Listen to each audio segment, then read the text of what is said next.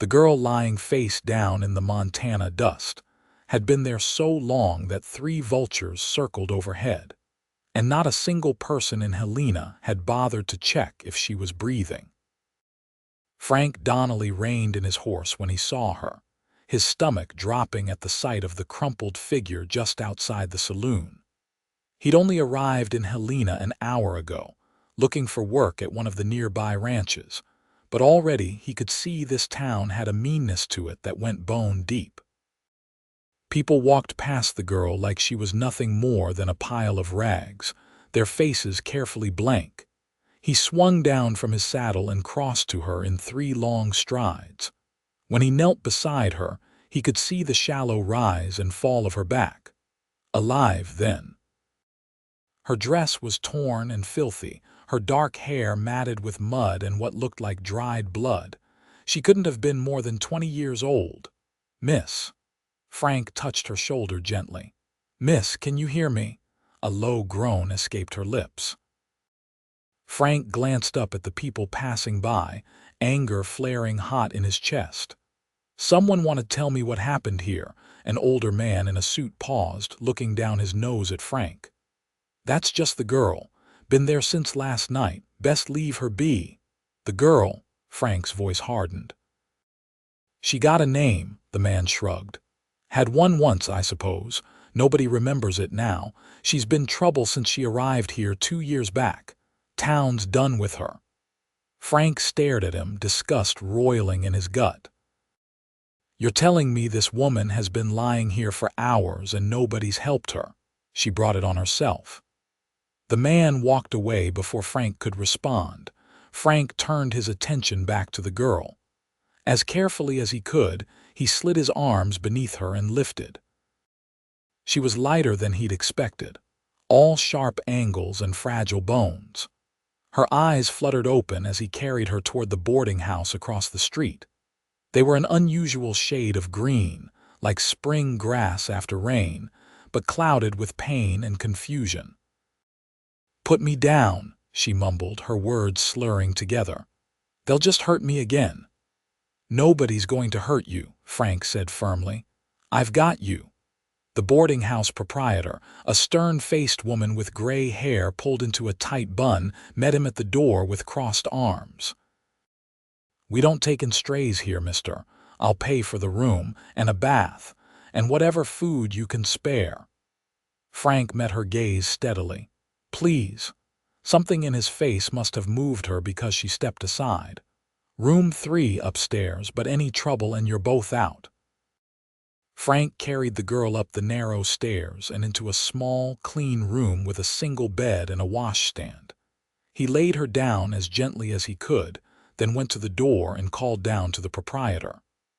"That bath, madam, and maybe some broth if you have it." 20 minutes later, Frank stood awkwardly in the corner while the proprietor, who'd introduced herself as Mrs. Chen, helped the girl wash. The water in the basin turned brown, then red. Mrs. Chen's mouth pressed into a thin line as she worked, but she was gentle with her touches. "There now," Mrs. Chen said softly when she'd finished. "Let's get you into this nightdress and then you can rest." The girl said nothing. Her eyes were distant, unfocused, like she wasn't quite present in the room with them, but she allowed Mrs. Chen to help her into the clean white nightdress and settle her under the quilts. When Mrs. Chen left, Frank pulled a chair close to the bed and sat down. The girl's eyes tracked to him, wary as a cornered animal. "My name's Frank Donnelly," he said quietly. "I'm not going to hurt you. I just want to help. Can you tell me your name?" She stared at him for a long moment. Her lips parted, then closed again. Her brow furrowed as if she was thinking hard about something. Finally, she shook her head. "I don't remember." Frank's chest tightened. "You don't remember your name?" "I had one." Her voice was rough, like she hadn't used it in days. "Grace. Grace something. But nobody's said it in so long I started to forget the sound of it." "Grace," Frank repeated, and something shifted in her expression. A flicker of recognition, of self, like she was finding a piece of herself she'd thought lost. "That's a good name." Is it? She looked away toward the window where late afternoon sun streamed through. I'm not sure I deserve it anymore. Everyone deserves their own name. Frank leaned forward, resting his elbows on his knees. What happened to you, Grace? Why does this town treat you like you don't exist? She was quiet for so long he thought she might not answer. When she finally spoke, her voice was barely above a whisper. My father brought me here 2 years ago. We were traveling from Ohio to California, just the two of us. My mother died when I was small. We stopped in Helena because he'd heard there was work in the mines. She paused and Frank waited, giving her time. He was a gambler, my father, a bad one. He got into a game with some men at the saloon and lost everything we had. Then he borrowed money from them and lost that too. When he couldn't pay, they took me as collateral. Her hands twisted in the quilt. They put me to work in the saloon. Made me serve drinks, made me smile at the miners, made me do things I didn't want to do. Frank's jaw clenched, but he kept his voice calm. Where's your father now? Dead. He tried to run one night and they shot him in the street. After that, I belonged to the saloon owner, Mr. Pike. He said I owed him my father's debt plus interest. Said I'd work it off eventually, but the number just kept getting bigger. She finally looked at Frank, and the emptiness in her eyes cut him to the quick. I tried to run last month. They caught me and beat me, made an example of me. After that, even the people who'd been kind before started looking through me like I wasn't there. It was easier for them, I think. Easier than admitting what was happening. And last night, I wouldn't do what Pike wanted, so he had his men throw me out. Said if I wouldn't earn my keep, I could die in the street. A bitter smile curved her lips. I thought maybe dying wouldn't be so bad, at least then I'd be free. Frank stood abruptly, rage and disgust churning in his stomach. He paced to the window and back, trying to master his emotions. Grace watched him with those two old eyes, like she'd seen every cruelty the world had to offer and expected nothing better. You're not dying, Frank said finally, and you're not going back to that saloon. You can't fight Pike. He owns half this town and the other half is too scared of him to say otherwise. I'm not planning to fight him. Frank crossed his arms. I'm planning to pay your debt and get you out of here. Grace's eyes widened. You don't have that kind of money. Nobody does. Pike says I owe him $3,000. Frank whistled low. $3,000 was a fortune, more than most men made in 5 years of hard work. But he'd been saving for almost a decade, planning to buy his own ranch someday. He had close to $4,000 tucked away in a bank in Denver. I've got it, he said, or close enough that I can negotiate the rest. Why? Grace sat up straighter, color rising in her pale cheeks for the first time since he'd found her. Why would you do that for me? You don't even know me. Frank met her gaze steadily. It was a good question, one he'd been asking himself since he'd picked her up off that dusty street. The truth was, he didn't have a simple answer. Maybe it was the way everyone had walked past her like she didn't matter. Maybe it was the defeated look in her eyes when she'd said dying might be easier. Or maybe it was something deeper, something he couldn't quite name yet. Because everybody deserves a chance, he said, and because it's the right thing to do. Grace stared at him like he was speaking a foreign language.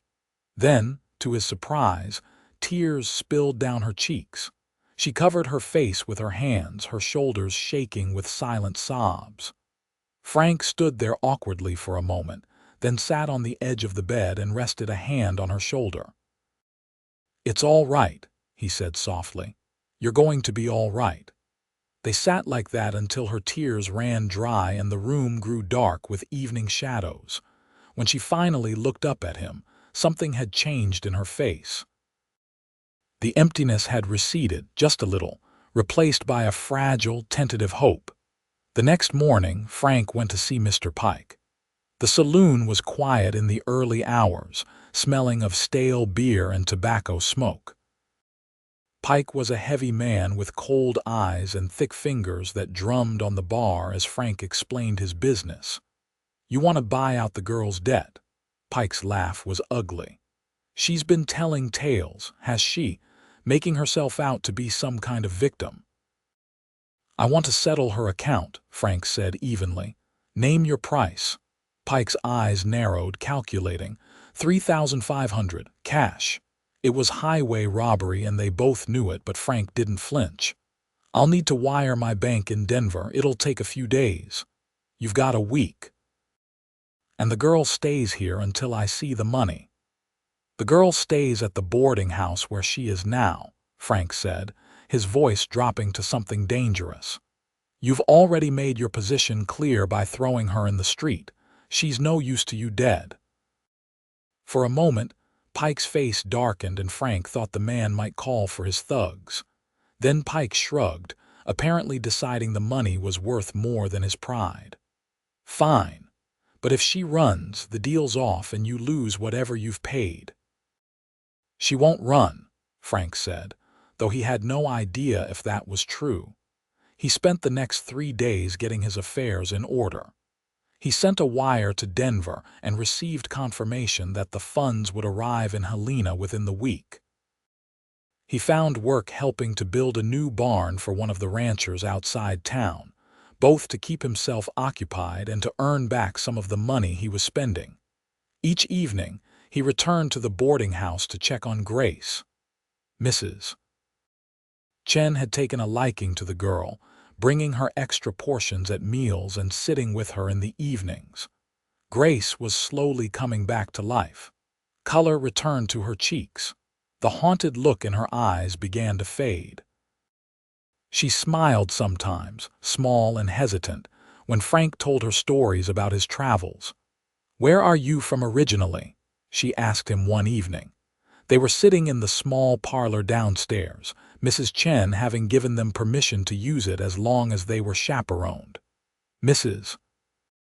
Chen herself sat in the corner, darning socks and pretending not to listen. "Kentucky," Frank said. "My family had a small farm there. My parents died of fever when I was 16, so I sold the farm and headed west. Been working ranches and odd jobs ever since, saving up to buy my own place someday." "And now you're spending all your savings on me." Grace looked down at her hands. "I'll pay you back, somehow, even if it takes me the rest of my life." "I'm not asking you to pay me back." "Then what are you asking?" She looked up at him, confusion and something else in her eyes. "What do you want from me, Frank?" It was a fair question. Frank had been asking himself the same thing. He'd told himself he was just doing the right thing, helping someone in need. But sitting here in the warm lamplight, watching the way the shadows played across Grace's face, he knew it was more than that. "I want you to have a chance at a real life," he said slowly. "I want you to be safe and happy, and I'd like to be your friend if you'll let me." "Friend," Grace repeated, testing the word. "I haven't had a friend in a long time." "Well, you've got one now."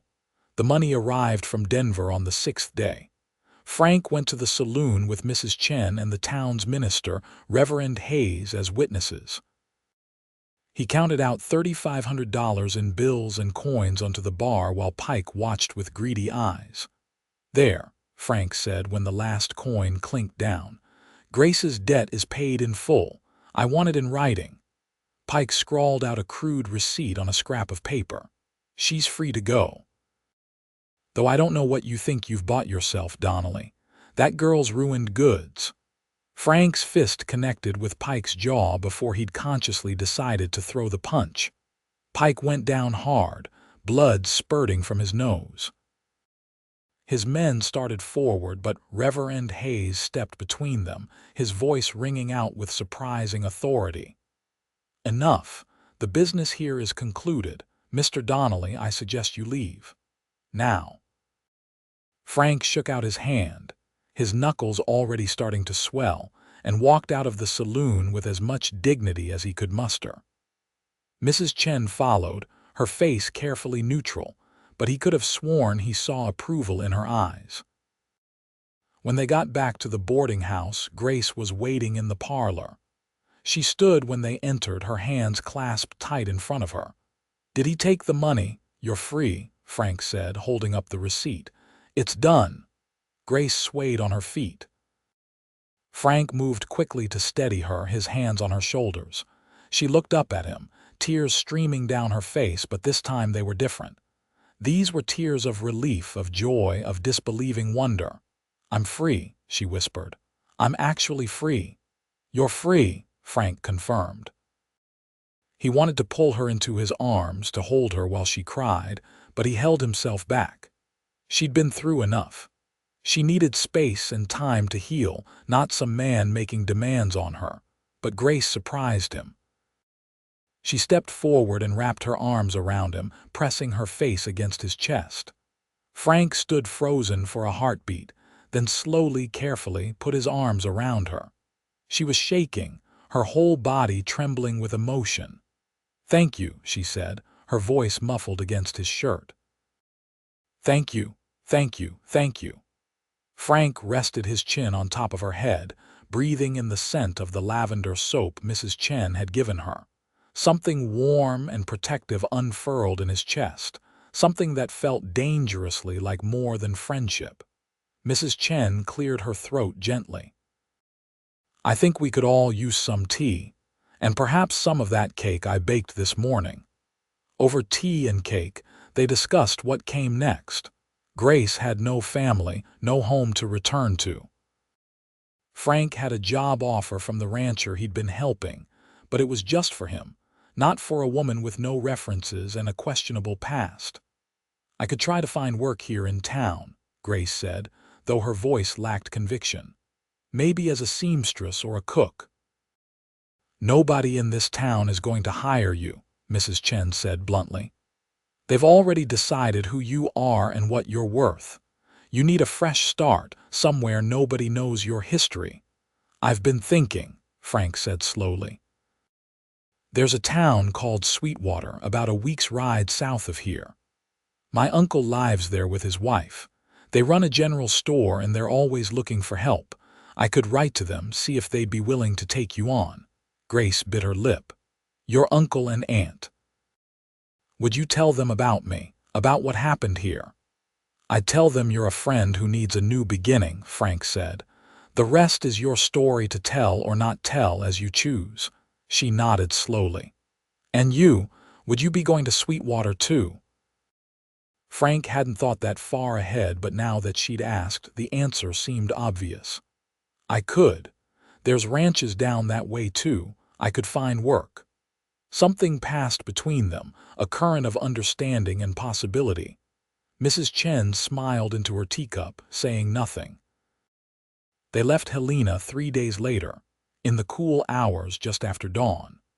Frank had traded most of what was left of his savings for 2 horses, supplies for the journey, and some decent clothes for Grace. She wore a simple brown traveling dress and a wide-brimmed hat to keep the sun off her face. She looked different from the broken girl he'd found in the street. She sat straighter now. There was life in her eyes. The journey to Sweetwater was long but peaceful. They rode through rolling hills and across wide prairies where wildflowers bloomed in riotous colors. At night, they made camp under the stars, keeping a respectful distance from each other. Frank told her stories to pass the time, about places he'd been and things he'd seen. Grace listened hungrily, like someone starved for normal conversation, for connection. On the 3rd night, she started telling him her own stories. About her childhood in Ohio, helping her mother in the garden. About the books she'd loved to read, borrowed from neighbors or the traveling library that came through their town twice a year. About her dreams, before everything went wrong. "I wanted to be a teacher," she said, staring into the campfire. "I loved children, loved the idea of helping them learn. My mother was teaching me, even though she'd only had a few years of schooling herself. She said I was smart enough to do it if I worked hard." "You could still be a teacher," Frank said. Grace shook her head. You need references for that, proof of good character. I don't have either. You have me, I'll vouch for you. You've known me less than 2 weeks, Frank. I've known you long enough. He met her gaze across the fire. Long enough to see that you're strong and smart and kind. Long enough to know that what happened to you doesn't define who you are. Grace's eyes shimmered with tears, but she was smiling. How do you do that? Do what? Make me believe in myself again. Make me think maybe I'm worth something after all. You are worth something, Frank said fiercely. You're worth everything. The words hung in the air between them, heavy with meaning. Frank hadn't planned to say them, hadn't planned to reveal the depth of what he was feeling. But now that they were out there, he couldn't take them back. Didn't want to. Grace stood and walked around the fire to where he sat. She knelt beside him, her eyes searching his face in the flickering firelight. Frank, she said softly, I need you to understand something. I'm not whole. What they did to me, what I went through, it changed me. I don't know if I'll ever be the person I was before. I don't need you to be anyone but who you are right now, Frank said. He reached out slowly, giving her time to pull away, and cupped her cheek in his hand. I know it's too soon.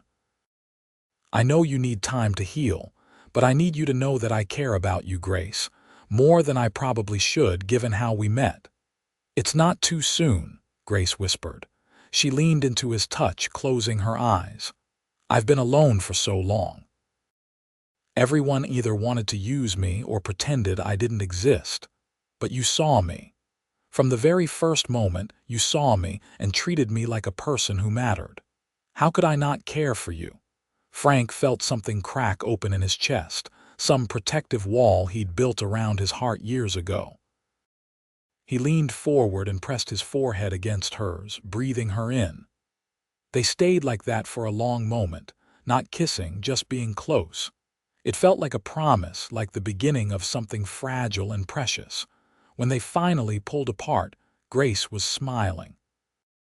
It was the first real, unguarded smile he'd seen from her, and it was beautiful. They reached Sweetwater on a bright afternoon when the sky was so blue it hurt to look at. The town was smaller than Helena, just a main street with a scattering of buildings and houses spreading out from it. But it had a friendly feel to it, with people calling greetings to each other and children playing in the street. Frank's uncle, Frederick Donnelly, was a tall, spare man with kind eyes, and his nephew's same dark hair shot through with silver. His wife, Martha, was round and cheerful, with capable hands and a warm smile. They welcomed Frank with hugs and exclamations, and they welcomed Grace with the same warmth. Once Frank explained that she was a friend in need of a fresh start. Any friend of Frank's is welcome here, Martha said, taking Grace's hands in hers. You look worn to the bone, dear. Let's get you settled and fed. Frederick and Martha lived above their general store, but they had a small house behind the main building that they rented out. The current tenant had just moved on, so they offered it to Frank and Grace for a reasonable price. It had 2 bedrooms, a main room with a fireplace, and a tiny kitchen. It was simple and clean and felt like a palace after sleeping on the ground for a week. You two can share it, Frederick said. Long as you're respectable about it. We're not so strict here as some towns, but Martha and I still have a reputation to maintain. Grace will take the bigger bedroom, Frank said quickly. I'll sleep in the other, and as soon as I find work, I'll start paying you rent. There's plenty of work to be had, Frederick assured him. The Johnson Ranch is always looking for hands, and Martha could use help in the store if your friend is interested. Grace spoke up for the first time since they'd arrived. I'd be very grateful for the work, Mrs. Donnelly. I'm good with numbers and I learn quickly. Then it's settled, Martha said. You start tomorrow. Now let's get you two fed. I've got a pot roast that's been cooking all day. Dinner with Frederick and Martha was a revelation.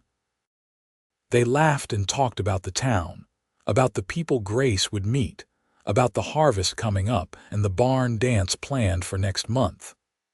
They treated Grace like she was just a normal young woman, not someone with a shameful past. By the end of the meal, Grace was talking and laughing too, her whole face transformed with happiness. That night, after they'd moved their meager belongings into the little house, Frank and Grace stood together on the small porch. The stars were coming out, brilliant against the darkening sky. "I can't believe this is real," Grace said softly. "A real home, real work, real friends. It's real," Frank promised, "and it's yours for as long as you want it." She turned to face him. "What about you, Frank? What do you want?" Frank took a breath, gathering his courage. "I want to build a life here. I want to work hard and save up and eventually buy that ranch I've been dreaming about. And I want you to be part of it if you're willing. I know we haven't known each other long. I know you need time, but I'm not going anywhere, Grace. I'm here for as long as you'll have me." Grace reached out and took his hand, lacing her fingers through his. "I'm scared," she admitted. "Scared that I'll wake up and this will all be gone. Scared that I'll mess this up somehow, but I'm more scared of losing you. You gave me my life back, Frank. You gave me my name back. I don't know what the future holds, but I know I want you in it." Frank pulled her close, wrapping his arms around her. She came willingly, resting her head on his chest. He could feel her heartbeat, quick and strong, matching his own. "We'll figure it out together," he said into her hair. "One day at a time." The days turned into weeks, and the weeks into months. Grace threw herself into working at the general store, and Martha praised her skills with numbers and her way with customers. The townspeople took to her quickly, charmed by her quiet manner and ready smile. Nobody in Sweetwater knew about Helena or Pike or any of it. Here, she was just Grace, the nice young woman who worked at the store. Frank found work at the Johnson Ranch, just as Frederick had predicted. It was hard labor, from sunup to sundown, but Frank was used to hard work. He saved every penny he could, building back up the savings he'd spent on Grace's freedom. In the evenings, when the work was done, Frank and Grace fell into an easy routine. They'd make dinner together in the little kitchen, talking about their days. Sometimes they'd sit on the porch and watch the sunset. Other times they'd read together by the fire, Grace working her way through the small collection of books Frederick and Martha lent her. Slowly, carefully, they grew closer. Frank learned about Grace's fears and hopes. She told him about the nightmares that still woke her sometimes, about the moments when she'd see a man who looked like Pike and her heart would start racing. Frank held her through those moments, patient and steady, never pushing for more than she was ready to give. Grace learned about Frank too, about the loneliness he'd felt since his parents died, drifting from place to place with no real home. About his dreams for the future, the ranch he wanted to build, the family he hoped to have someday. She saw the way he treated everyone with respect, from the ranch owner to the lowest hand. She saw his strength and his gentleness, and she fell more in love with him with each passing day. It was Grace who kissed him first, on a warm evening in late summer. They were sitting on the porch, watching the fireflies dance in the gathering dusk. Frank had just told a joke, something silly that had made Grace laugh, and when she looked at him, her eyes were bright with joy. Without thinking, she leaned over and pressed her lips to his. Frank froze in surprise, then melted into the kiss. It was soft and sweet, tasting of the lemonade they'd been drinking. When Grace pulled back, her cheeks were flushed. "I'm sorry," she said. "I should have asked if that was all right." "That was more than all right," Frank said, his voice rough. "But Grace, I need to know, are you sure? I don't want you to feel like you owe me anything." "I don't feel like I owe you," Grace said firmly. "I feel like I love you. I know it's only been a few months. I know there are things in my past that might make you think twice about me. But I love you, Frank Donnelly, and I wanted you to know." Frank cupped her face in his hands, his thumbs stroking her cheeks. "I love you too. I've loved you since the day I found you in Helena, I think. I just didn't want to say it and make you feel pressured." "You could never pressure me," Grace said. "You're the kindest man I've ever known." They kissed again, longer this time, deeper. Frank's arms came around Grace, pulling her close. She sighed against his mouth, her hands fisting in his shirt. When they finally broke apart, both breathing hard, Frank rested his forehead against hers. "Marry me," he said. "I know it's fast. I know we should probably wait longer, but I don't want to wait, Grace. I want you to be my wife. I want to build that ranch with you. I want to spend every day for the rest of my life making you happy." Grace's eyes filled with tears. "You really want to marry me, even knowing everything you know, especially knowing everything I know," Frank said. "You're the strongest, bravest person I've ever met. You survived things that would have broken most people, and you came through it with your heart still intact.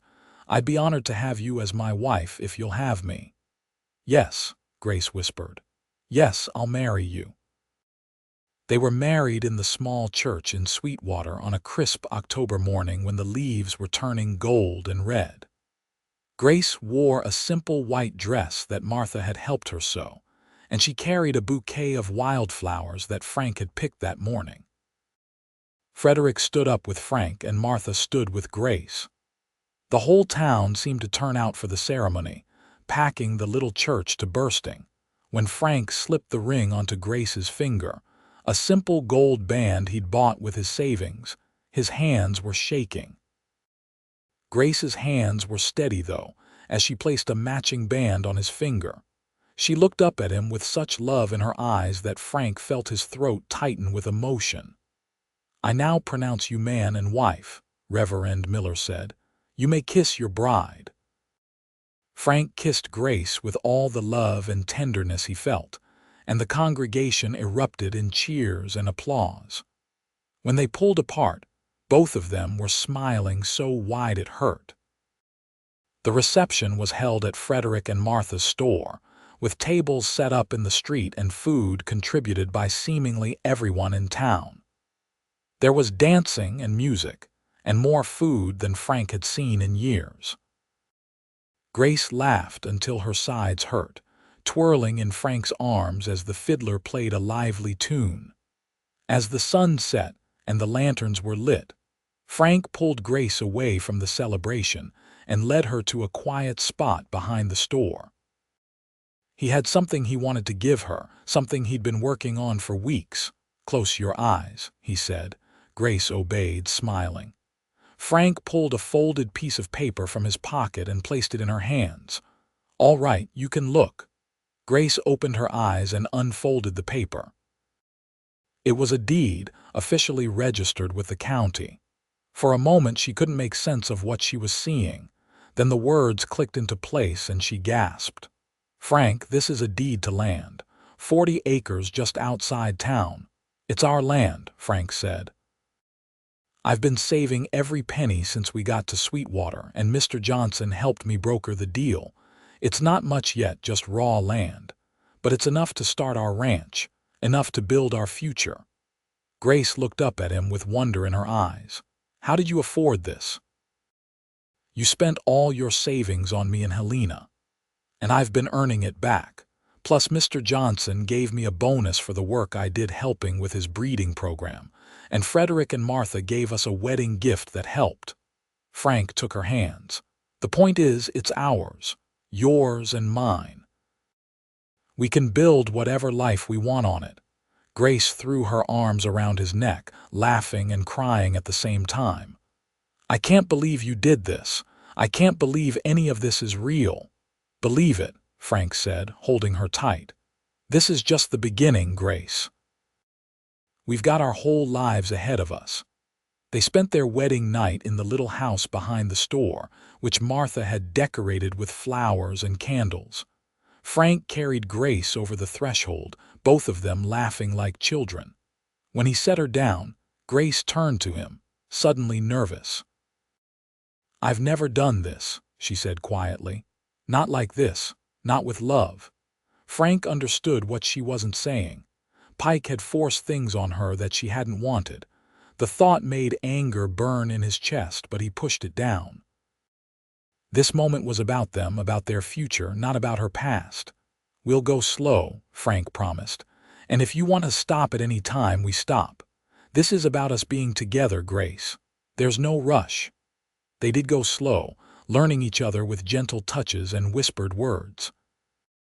Frank treated Grace like she was precious, like she was something sacred.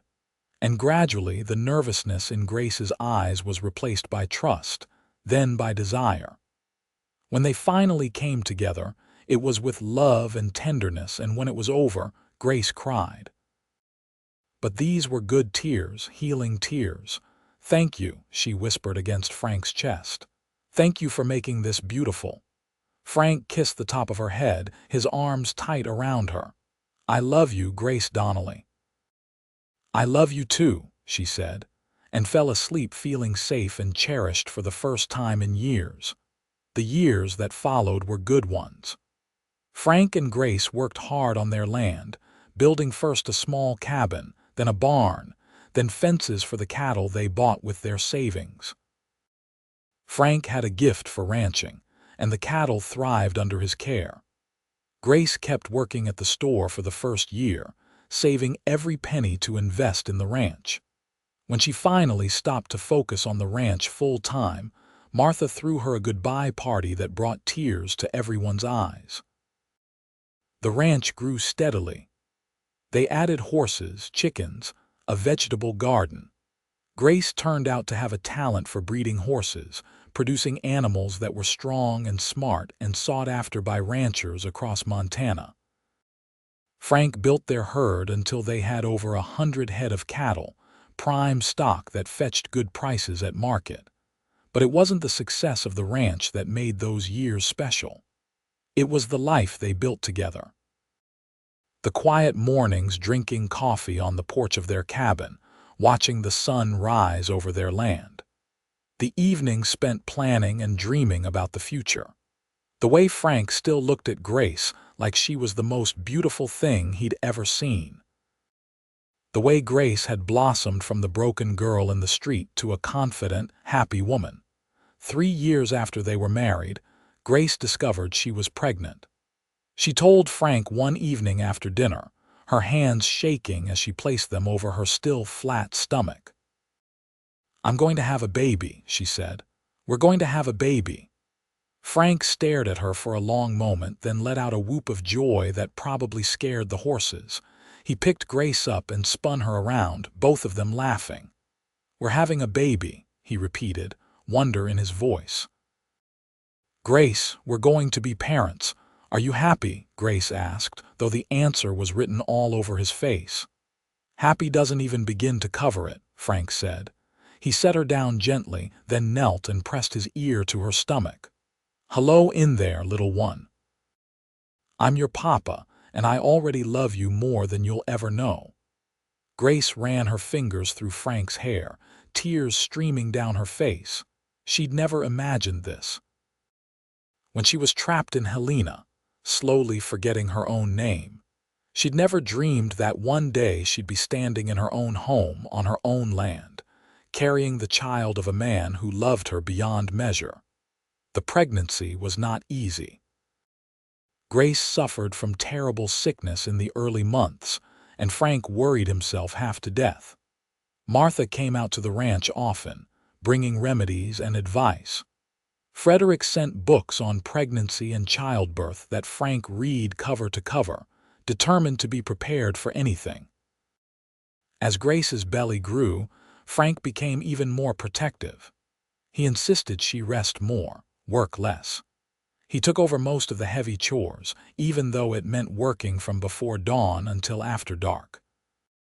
Grace protested that she wasn't fragile, but she secretly loved his attention, the way he fussed over her. On a cold February night, with snow falling thick outside the cabin windows, Grace went into labor. Frank rode like hell to fetch the midwife, Mrs. Patterson, while Martha stayed with Grace. By the time Frank returned with Mrs. Patterson, Grace's contractions were coming hard and fast. The labor lasted through the night and into the next day. Frank stayed by Grace's side the whole time, holding her hand, wiping her forehead with a cool cloth, murmuring encouragement. He'd never felt so helpless in his life, watching her in pain and unable to do anything to ease it. Finally, as the sun was setting on the second day, their son was born. He came into the world screaming, red-faced and angry and perfect. Mrs. Patterson cleaned him up and placed him in Grace's arms, and the look on Grace's face was something Frank would remember for the rest of his life. "He's beautiful," Grace breathed, staring down at the tiny face. "Frank, look at him. He's perfect." Frank touched his son's tiny hand with one finger, marveling at how small it was. The baby's fingers wrapped around Frank's, gripping tight, and Frank felt his heart crack wide open with love. "What should we name him?" Frank asked. Grace looked up at him, her eyes bright despite her exhaustion. "What about James? It was my father's name before everything went wrong. I'd like our son to carry it to make it good again." "James Donnelly," Frank said, testing it out. "I like it. Hello, James. Welcome to the world, son." Little James was a good baby, easy-tempered and quick to smile. He had Grace's green eyes and Frank's dark hair, and he was the light of both their lives. Frank had never known he could love something so much, this tiny person who depended on them for everything. He'd wake in the night just to check that James was breathing, to watch the rise and fall of his small chest. Grace took to motherhood with the same determination she brought to everything else. She was patient and loving, singing to James as she rocked him, reading him stories even though he was too young to understand. Watching her with their son, Frank fell in love with her all over again. As James grew from a baby to a toddler to a little boy, the ranch continued to prosper. They hired 2 ranch hands to help with the cattle, and Frank began to dream bigger. He wanted to expand their holdings, maybe buy the adjacent property that had just come up for sale. He and Grace spent long evenings discussing it, making plans, dreaming together. When James was 4 years old, Grace became pregnant again. This time she sailed through the pregnancy with ease, barely slowing down even as her belly grew large. Frank teased her that she was going to give birth in the middle of branding cattle, and Grace laughed and said she might. Their daughter was born on a beautiful spring morning, arriving so quickly that Mrs. Patterson almost didn't make it in time. Grace labored for less than 3 hours, and then there was a baby girl crying in her arms, smaller and more delicate than James had been. "What about Margaret?" Frank suggested, gazing at his daughter in wonder. "After my mother." "Margaret Grace Donnelly," Grace said, smiling. "It's perfect." James was fascinated by his baby sister, wanting to help with everything. He'd bring Grace diapers and blankets, and he'd sing to Margaret in his piping little voice the same songs Grace had sung to him. Frank would watch his family and marvel at how blessed he was. Life settled into a comfortable rhythm. The ranch continued to grow, becoming one of the most successful in the region. Frank's reputation as a fair employer and skilled rancher spread, and he was often asked for advice by other ranchers. Grace's horses were in high demand, and she'd built a breeding program that was the envy of everyone who saw it. But it wasn't all work.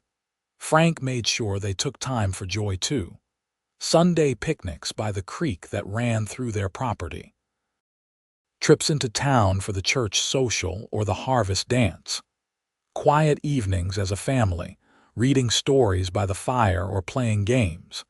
These were the moments Frank treasured, the simple everyday happiness of being with the people he loved most.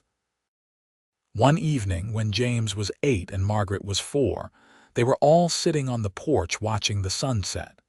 James was practicing his reading, sounding out words from one of his school books. Margaret was playing with her doll, chattering away to it in her sweet voice. Grace was mending one of Frank's shirts, and Frank was whittling a small horse for Margaret. Grace looked up from her mending and caught Frank's eye.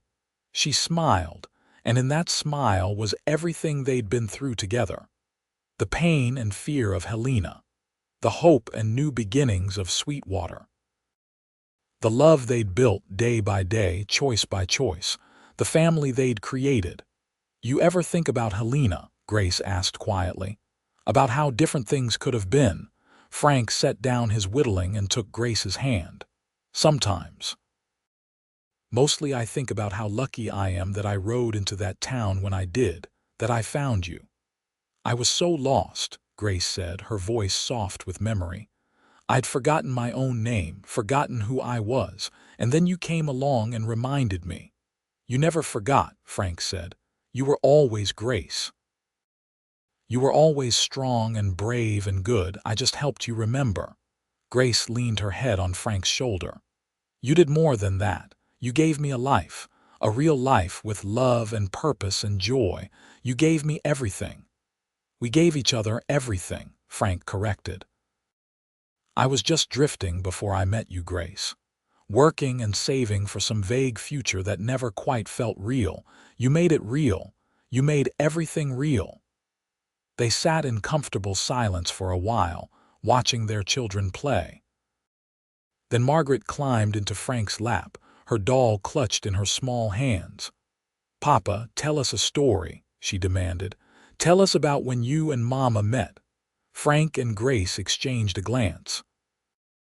They told the children a simplified version of their story, how Frank had helped Grace when she needed it, and they'd fallen in love. But the full truth, the darkness of what Grace had endured, that was for when they were older. "Well," Frank said, settling Margaret more comfortably on his lap, "I was riding through this town in Montana looking for work, and I saw your mama, and I knew right away that she was special. She was the bravest, kindest person I'd ever met. And Papa was my hero," Grace added, smiling at James, who had stopped reading to listen. "He helped me when nobody else would. He saw me when everyone else looked right through me." "Because you're beautiful, Mama," James said matter-of-factly. "Of course Papa saw you." Grace's eyes misted over. "Thank you, sweetheart, but your Papa saw more than that. He saw who I really was inside, and that made all the difference." Margaret yawned, her eyes drooping.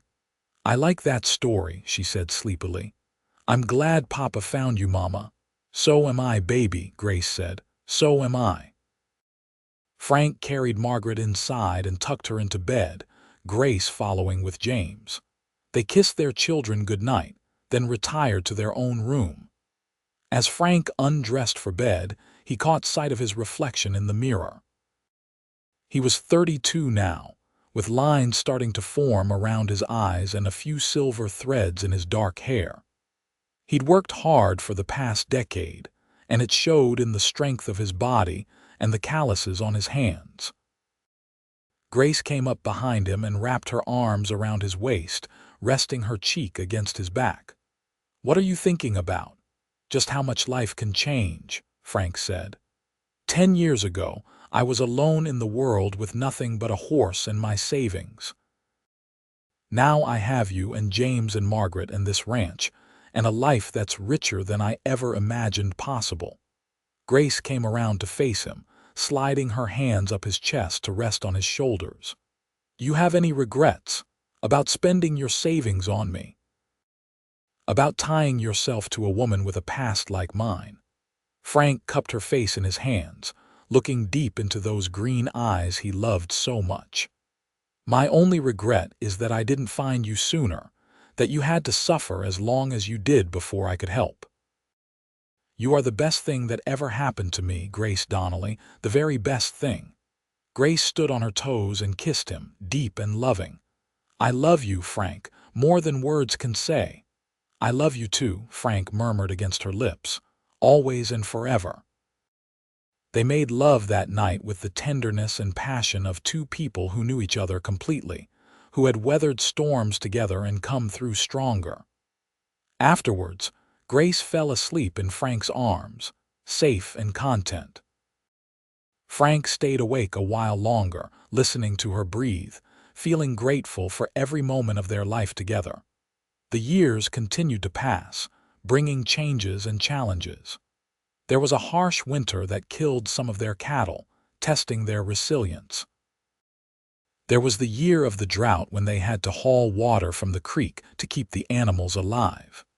There was the time James broke his arm falling from a horse and Grace nearly went out of her mind with worry.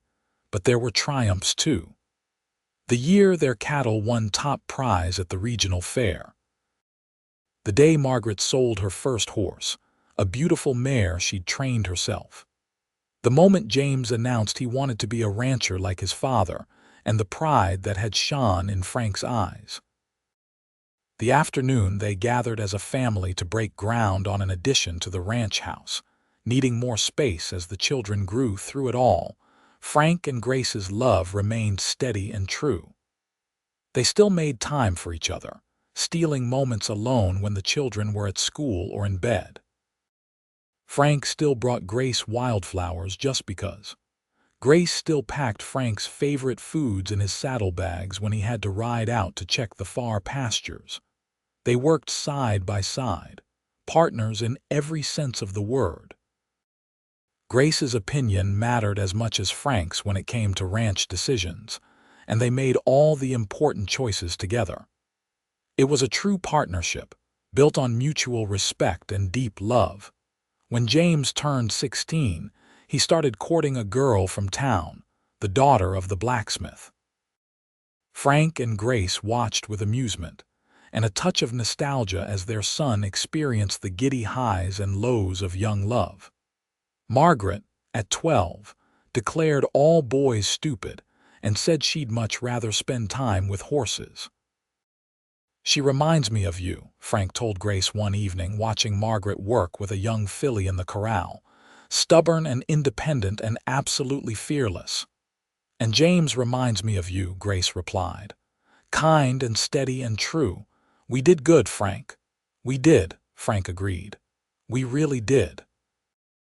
One summer evening, when the air was warm and sweet with the scent of hay and wildflowers, Frederick and Martha came out to the ranch for dinner. They were older now, Frederick's hair completely silver and Martha moving a bit slower than she used to. But they were still sharp as tacks, still full of warmth and wisdom. Over dessert, Frederick cleared his throat. "Martha and I have been talking," he said. "We're getting on in years and we've decided it's time to retire. We want to sell the store." Grace and Frank exchanged surprised glances. "Sell it? Are you sure?" Grace asked. "We're sure," Martha said firmly. "We've had a good run, but it's time to take it easier. We're going to move in with Martha's sister in Denver, enjoy our final years without the responsibility of the business." "We wanted to offer it to you first," Frederick said, looking at Frank. "I know you've got the ranch and that keeps you plenty busy, but we thought maybe you'd want to buy it as an investment, or maybe the children might be interested someday." Frank and Grace discussed it late into the night after Frederick and Martha had gone home. It would stretch their finances to buy the store, but it was a good investment. The store was profitable and well established, and James had mentioned an interest in the business side of ranching. Maybe having the store would give him options. In the end, they decided to buy it. They hired a manager to run the day-to-day operations, a capable young woman named Sarah who'd been working there for years. But Frank and Grace kept close oversight, and they made sure the store maintained the same friendly, welcoming atmosphere that Frederick and Martha had created.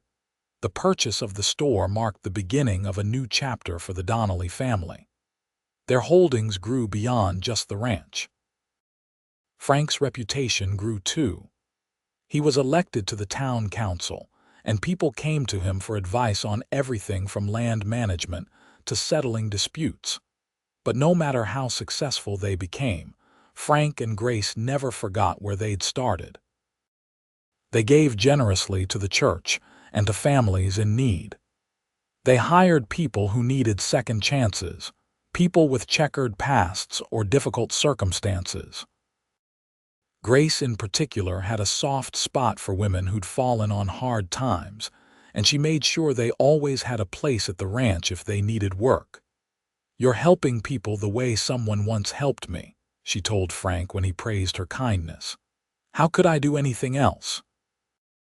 One day, a young woman showed up at the ranch, thin and desperate, with bruises on her face and terror in her eyes. She'd run away from a brothel in a town 2 days' ride north, and she was looking for work, any work, just somewhere safe to be. Grace took one look at her and saw herself at 20 years old, broken and forgotten. She hired the girl on the spot, gave her a room in the ranch house, and set about helping her heal. Frank supported Grace completely, understanding without words why this was so important to her. The girl, whose name was Annie, stayed with them for 2 years. Under Grace's patient care, she blossomed from a frightened wraith into a confident young woman. When she finally decided to move on, to try her hand at teaching school in a neighboring town, she hugged Grace and cried. "You saved my life," Annie said. "Just like someone once saved yours, I'll never forget it." After Annie left, Grace stood in the yard watching her ride away, tears streaming down her face. Frank came and put his arms around her, holding her as she cried. "I just wish I could save them all," Grace said. "All the girls like me, like Annie, all the women the world has forgotten." "You're doing what you can," Frank said gently, "and that matters more than you know." Time moved forward as it always does. James grew into a fine young man and married his sweetheart in a lovely ceremony at the church. His bride, Emily, was a sweet-natured girl who loved the ranch life as much as James did. They built a house on the far end of the property, close enough to help with the ranch but far enough for privacy. Margaret showed no interest in settling down. She was 20 now, and she'd become one of the best horse trainers in Montana. Men came from all over to buy her horses and stayed to court her, but she turned them all away with a laugh and a shake of her head. "I'll marry when I find someone who loves horses as much as I do," she told her mother. "Until then, I'm perfectly happy as I am." Grace understood. She'd been alone for so long before Frank that she knew there was no rushing into love. It had to come in its own time. Frank was 50 now, and Grace was 42. They had laugh lines around their eyes and silver in their hair, and Frank's back ached sometimes from years of hard work. But they were happy, deeply and truly happy, in a way that came from a life well lived and a love well tended. One evening, as they sat on the porch of the ranch house watching the sunset, Frank took Grace's hand. It was something he'd done 1,000 times before, but it still made Grace's heart skip a beat. "You remember the first night we sat like this?" Frank asked. "In that little house behind Frederick and Martha's store." "I remember," Grace said softly. "I was so scared that it was all a dream, that I'd wake up and be back in Helena, lying in the street with everyone walking past me. And now—" Grace looked out at the land they'd built together, at the cattle grazing in the distance and the horses in the corral. She thought about their children and the life they'd created. "Now I know it's real. This life, this love, it's all real, and it's more than I ever dreamed possible." Frank raised her hand to his lips and kissed it gently. "You know what I remember most about that first night? The way you looked at me when I told you that you mattered, like I'd given you the most precious gift in the world." "You did," Grace said. "You gave me myself back. My name, my dignity, my hope. Everything I thought I'd lost, you helped me find again. And you gave me a reason to stop drifting," Frank said. "A reason to put down roots and build something lasting. You gave me a home, Grace. A real home, not just a place to sleep." They sat in comfortable silence for a while, watching the sky turn from gold to pink to deep purple. Margaret came out of the barn, leading a horse. She waved at them and they waved back. From the other house, they could hear James and Emily laughing about something, their voices carrying on the evening air. "We built something good here," Grace said. "Something worth having." "We did," Frank agreed.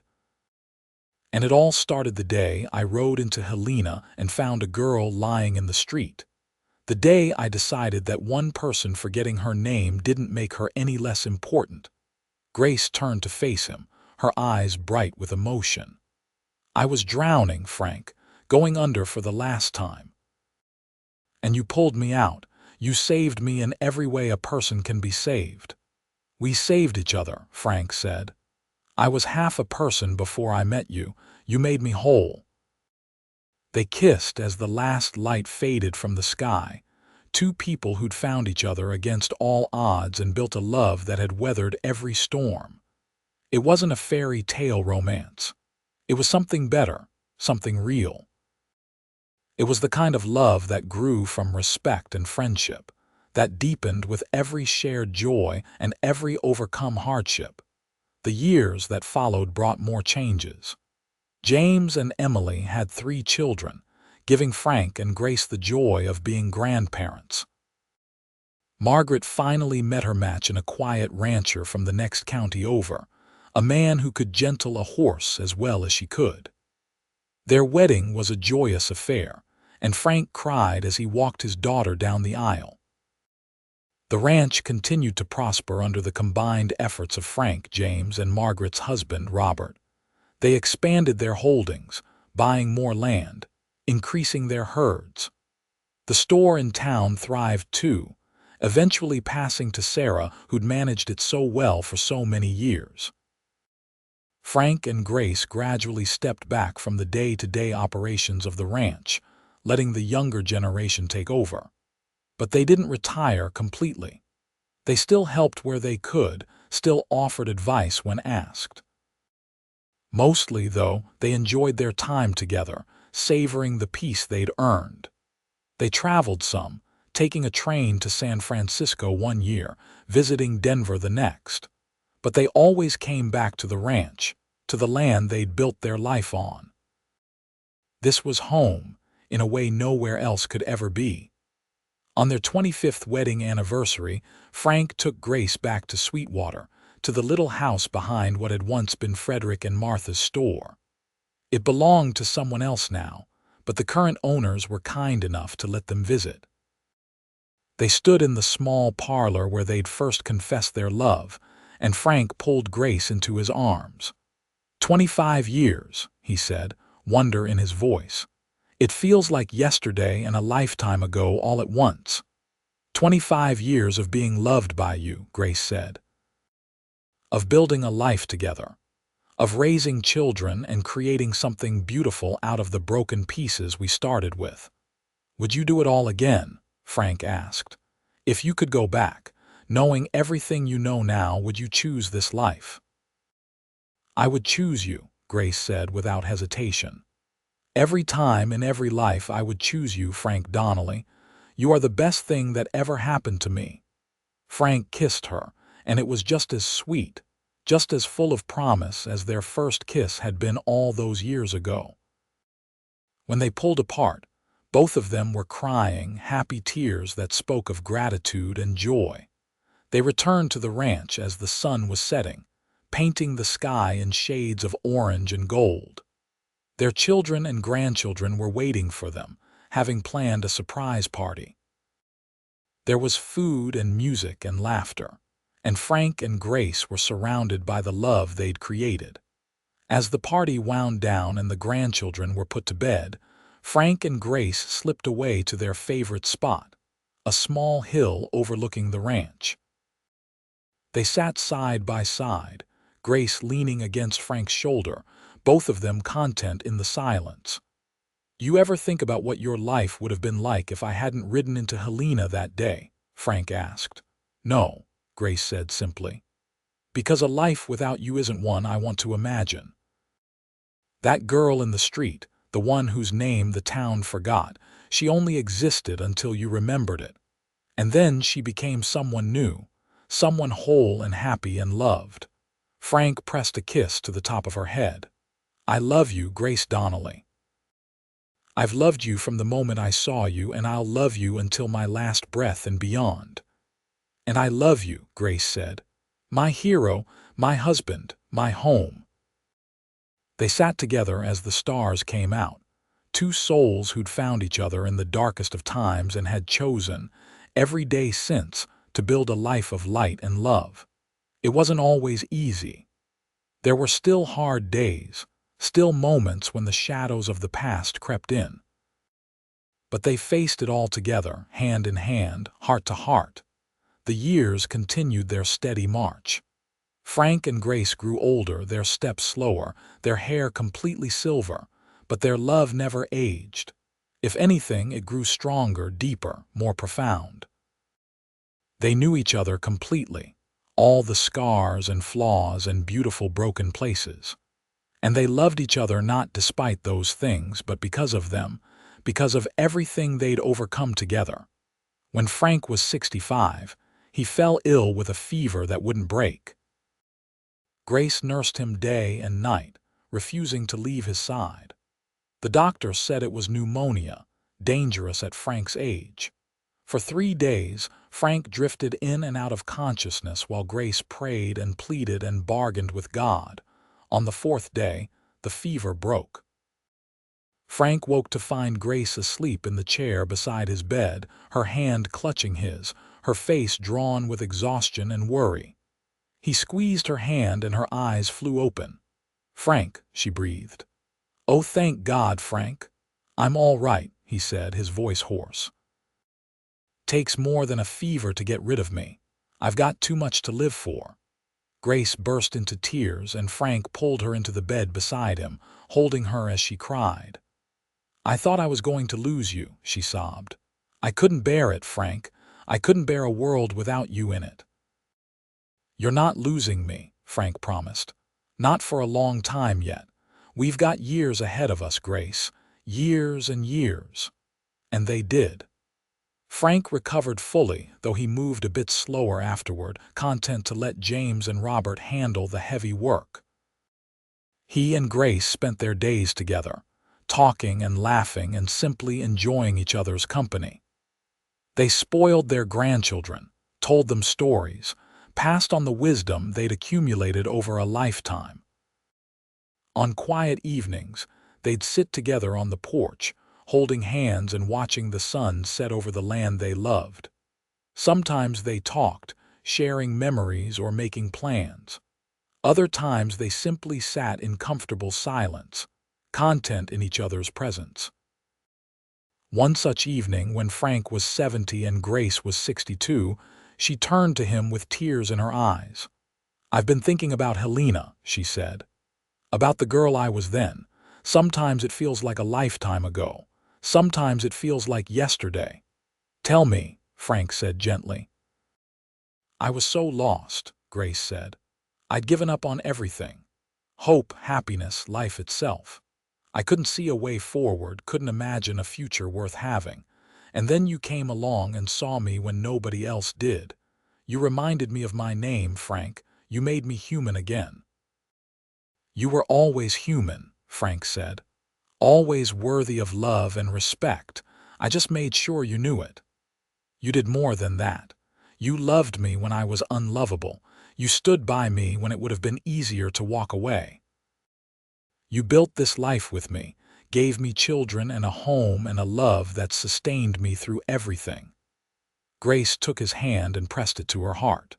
"You are my miracle, Frank Donnelly, the miracle I never thought I deserved." Frank cupped her face in his hands, looking into those green eyes that still took his breath away after all these years. "And you are mine.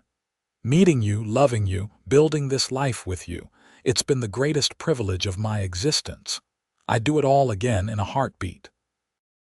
They kissed, tender and sweet, and when they pulled apart, both were smiling through their tears. "Promise me something," Grace said. "Promise me that no matter what happens, you'll remember this. Remember how much we love each other. Remember the life we built." "I promise," Frank said solemnly. "I'll remember every moment.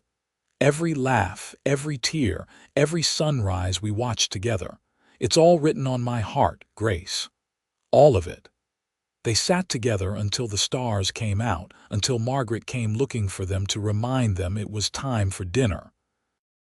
And as they walked back to the house, hand in hand, they both felt the weight of their years and the blessing of their love. More years passed, bringing more joy and some sorrow. Martha passed away peacefully in her sleep, and Frederick followed her 6 months later. They were laid to rest in the Sweetwater Cemetery, and Frank and Grace made sure fresh flowers were placed on their graves every week, honoring the people who'd given them their first real chance. The grandchildren grew into fine young people, taking their places in the family business or striking out on their own. Frank and Grace took pride in each of them, seeing their own values reflected in the next generation. The kindness, the hard work, the deep capacity for love, it all continued forward. On their 40th wedding anniversary, the whole family gathered at the ranch for a celebration that lasted 3 days. There were children and grandchildren, and even a few great-grandchildren running around, filling the ranch house with noise and laughter. Frank and Grace presided over it all like the patriarch and matriarch they'd become, beloved by everyone. At the height of the celebration, James stood and called for everyone's attention. "I want to propose a toast," he said, raising his glass. "To my parents, Frank and Grace Donnelly. You've built something incredible here. Not just this ranch, not just the family business, but a legacy of love and kindness and hard work. You've shown us what it means to truly love someone, to stand by them through everything life throws at you. You've taught us that where you come from doesn't matter as much as where you're going and who you choose to walk beside along the way." He paused, emotion thick in his voice. "Dad, you once told me that you found Mom lying in the street in Helena and that the town had forgotten her name. But you remembered it.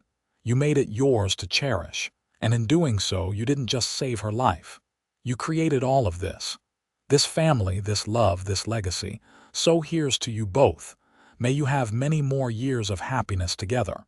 To Frank and Grace. Everyone chorused, raising their glasses. Frank and Grace stood together, both of them overwhelmed with emotion. Frank cleared his throat, trying to find words adequate to the moment. "Thank you," he said simply. "Thank you all for being here, for being part of our lives, for carrying on the legacy Grace and I started. But I need you all to know something. The legacy isn't just ours. It belongs to all of you. Every act of kindness, every moment of love, every time you choose to see someone when others look past them, you're adding to it. You're making it bigger and better and more beautiful." Grace added, "We've been blessed beyond measure. With this family, this life, this love." And it all started because one cowboy rode into a town and decided that a forgotten girl still mattered. Never underestimate the power of seeing someone, truly seeing them. It can change everything. There wasn't a dry eye in the house when they finished speaking. The celebration continued late into the night, with music and dancing and stories shared across the generations. And through it all, Frank and Grace sat together, their hands intertwined, their hearts full to bursting. As the years continued to pass, they slowed down more and more. Frank's joints ached with arthritis, and Grace's eyesight wasn't what it used to be. But they faced aging the same way they'd faced everything else, together and with grace. They helped each other with the things that had grown difficult, patient and loving through every challenge. On a beautiful spring morning, when Frank was 78 and Grace was 70, they took a walk around the ranch together. They moved slowly, stopping often to rest, but they were determined to see all of it one more time. The barns they'd built, the pastures where their cattle grazed, the corral where Grace had trained so many horses, the creek where they'd taken their children for picnics. They ended up at the small hill where they'd sat so many times before, looking out over everything they'd created. Frank lowered himself carefully to the ground and Grace sat beside him, leaning against his shoulder like she'd done 1,000 times before. "It's beautiful," Grace said softly. "Everything we built. It's so beautiful." "It is," Frank agreed. "But the most beautiful thing I ever found was you, Grace.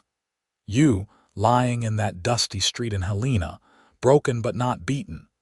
You, who survived everything they threw at you and came out stronger. You, who built this life with me and made every day an adventure. You're the most beautiful thing I've ever known."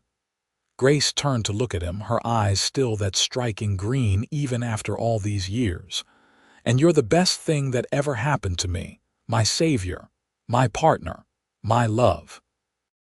If I had to do it all again, every hard moment, every painful memory, I'd do it all exactly the same because it led me to you." They kissed, soft and sweet, a kiss that held 40 years of love and devotion. When they pulled apart, they simply sat together, watching the clouds drift across the blue Montana sky, feeling the warm sun on their faces. "No regrets?" Frank asked. "Not a single one," Grace said. "Well, maybe one small regret, that we don't have another 40 years ahead of us." Frank squeezed her hand. "Then we'll just have to make the most of whatever time we do have." And they did. They loved fiercely and openly, never missing a chance to tell each other what they meant to one another. They spent time with their family, creating more memories to carry forward. They sat on the porch every evening, holding hands and watching the sun set, grateful for another day together. When Frank was 82, his heart began to fail.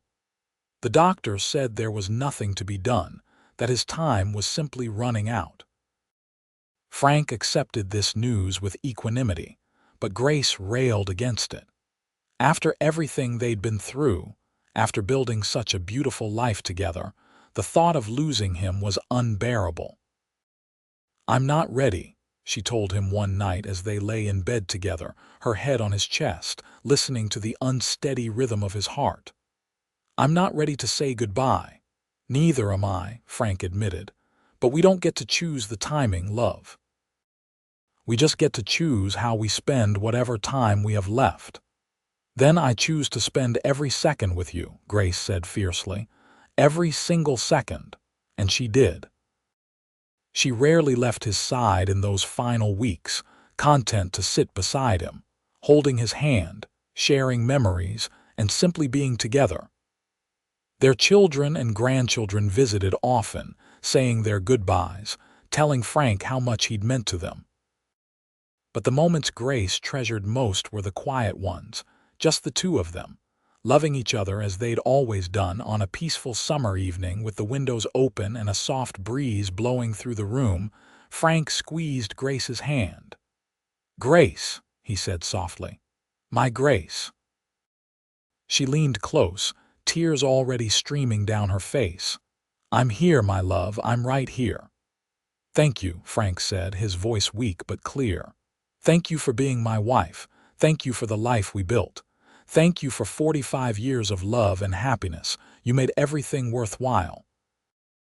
"Thank you for remembering my name," Grace whispered. "Thank you for seeing me when nobody else did.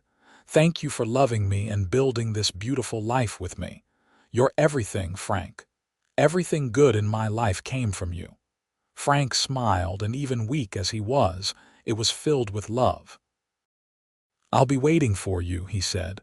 "On the other side. However long it takes, I'll be waiting." "I'll find you," Grace promised. "In this life or the next, I'll always find you." Frank's eyes closed and his breathing slowed. Grace held his hand, whispering words of love and comfort, until she felt his grip loosen and his chest stilled. He slipped away quietly, peacefully, surrounded by love.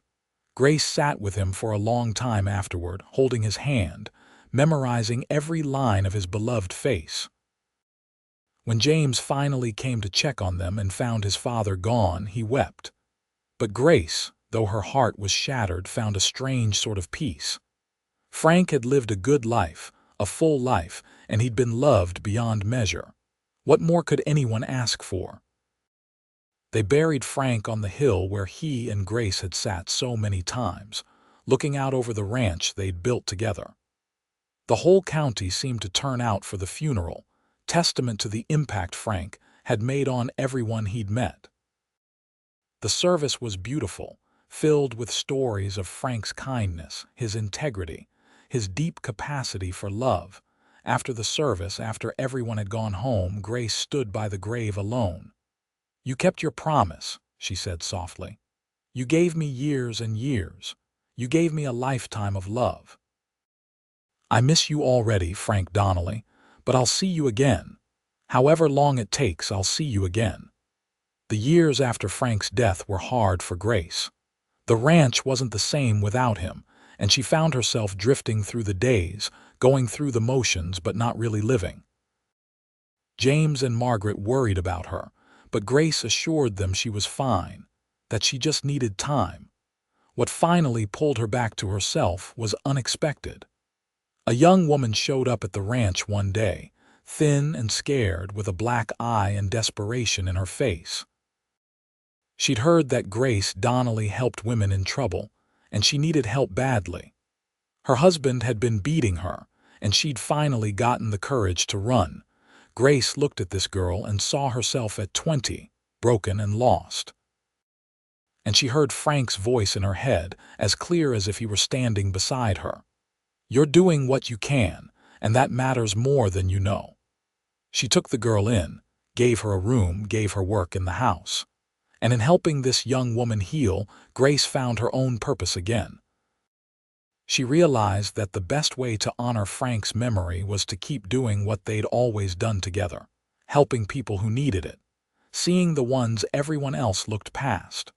Over the next few years, Grace helped dozens of women, giving them shelter and work and a chance to rebuild their lives. Some stayed on at the ranch permanently. Others moved on when they were ready, carrying with them the knowledge that they were worthy of respect and love. Each one of them was a testament to Frank and Grace's legacy, proof that kindness and compassion could change lives.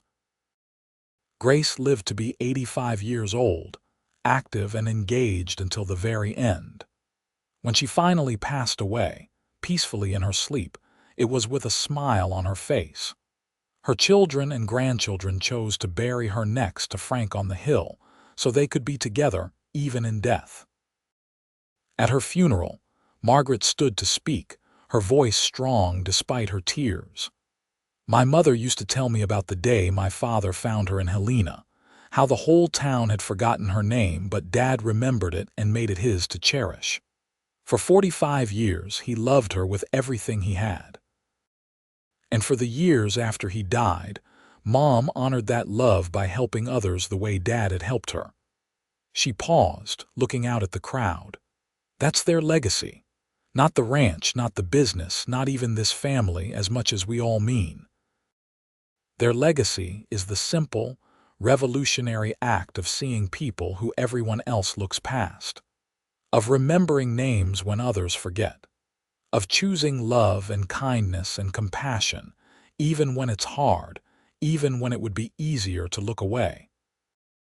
Mom and Dad built something beautiful together, and now they're together again. And it's up to us to carry on what they started, to see the invisible, to remember the forgotten, to love fiercely and completely the way they loved each other. That's how we honor them. That's how we keep their legacy alive." There wasn't a dry eye in the crowd, and as they lowered Grace's casket into the ground beside Frank's, a gentle breeze blew across the hill, carrying with it the scent of wildflowers and the promise of spring. It felt like a blessing, like Frank and Grace were watching over all of them, their love still present even though they were gone. Years passed, and the ranch continued to thrive under the care of the family Frank and Grace had created. The little hill where they were buried became a place of pilgrimage for family members, a place to come and remember, to feel close to the two people who'd started it all. And sometimes, on quiet evenings when the sun was setting and the sky was painted in shades of gold and pink, people swore they could see two figures sitting on that hill, holding hands and watching over the land they'd built together. It was just a trick of the light, of course, shadows and wishful thinking. But it was a comforting thought nonetheless, the idea that Frank and Grace were still there, still together, still in love after all these years. Their story became legend in Sweetwater and the surrounding areas. The tale of how Frank Donnelly had ridden into Helena and found a girl whose name the town had forgotten, and how he'd remembered it and made it his to cherish. How from that single act of compassion had grown a love story for the ages, a family dynasty, and a legacy of kindness that continued to touch lives generations later.